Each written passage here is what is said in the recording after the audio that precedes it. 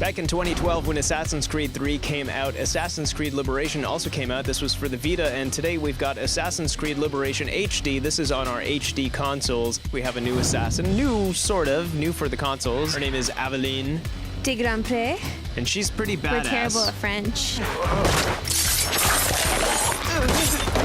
Yes, she is pretty badass. You can play as Aveline with 3 different costumes on in this version of Assassin's Creed, which is cool, but you do need to follow what the game is allowing you to do with those costumes. So as much as I would love to switch between them, you have your assassin's attire, you have your slave attire, and you have your lady attire. And the lady attire, well, she can put the charm on. Oh, je ne vous avais pas vu. It's weird because it'll give you access to certain areas that you would otherwise find that were going to be off limits, especially if you're an assassin, because if you're just walking around in that assassin's outfit, it is nothing but trouble for you. Aux armes! Aux armes! You need to be stealthy if you're going to be the assassin, but we don't really get a chance to try out different methods for these missions because you'll have a mission or a memory, because this is all fed back to us by the folks at Abstergo, who are giving us this fictionalized historical recreation, and we need to abide by a lot of their rules. So we can't go outside of the mission zone.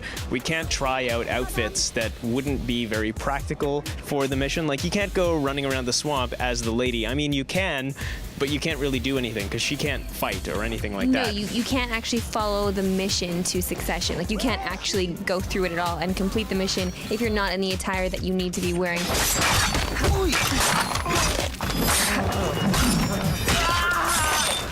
The thing is with Assassin's Creed games, and it's always been this way for me, is that there's just too much. There are too many Assassin's Creed games. I don't really want to play them after a while. I mean, even after an hour, especially with this game, because it just kind of seems like one small task after another. Yeah. It never really feels like it got going at all. It's true, and I think that is definitely indicative of the fact that this has its roots as a handheld game. When you're playing a handheld, typically you don't have as much time as you would if you were sitting down on a couch playing on a console, so you might be out on a bus, so you only have about half an hour. So these are quicker memories that you're playing through as Aveline, and after a while, actually after not too long, it starts to feel very repetitive. So it's like, okay, what I'm doing now is I'm just going from point A to point B. I'm following these breadcrumbs to finish these missions, and they don't really seem all that challenging, especially since we just got Assassin's Creed 4 Black Flag, which is a wonderful game, but again, too much Assassin's Creed too soon. I think this series needs to take a little bit of a break,